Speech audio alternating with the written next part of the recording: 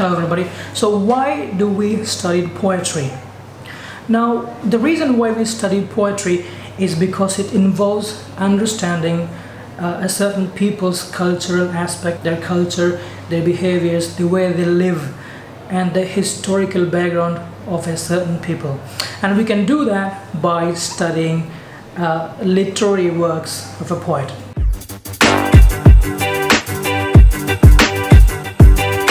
In the case of Chaucer, by studying his masterpiece, the Canterbury Tales, we can do this. The Canterbury Tales is a collection of 24 stories that comes over 17,000 lines, written in Middle English by Geoffrey Chaucer in the late 14th century. When we talk about the first block, the main points to focus on, or the main unit to focus on, is Unit 5, which is about a prologue to the Canterbury Tales. The prologue consists of 858 lines. So many lines have been chosen to ask in the exam, in the previous exams.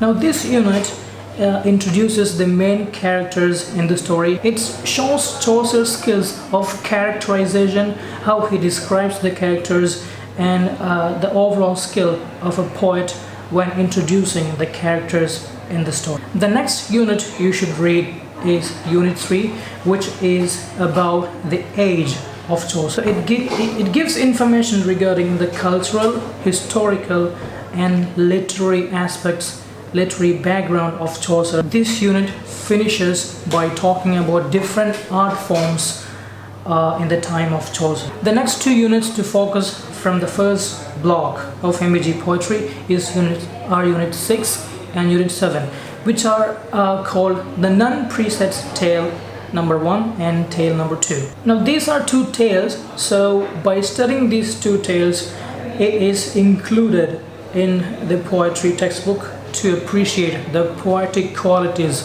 of Chaucer, and we can understand this by studying these two tales, and that gives sufficient information regarding the poetic styles and narrative skills of Chaucer. So by studying this unit, we can simply answer questions connected with Chaucer, basically, like what is the style of Chaucer when writing poems, and how does Chaucer criticize his contemporary people and the way they lived.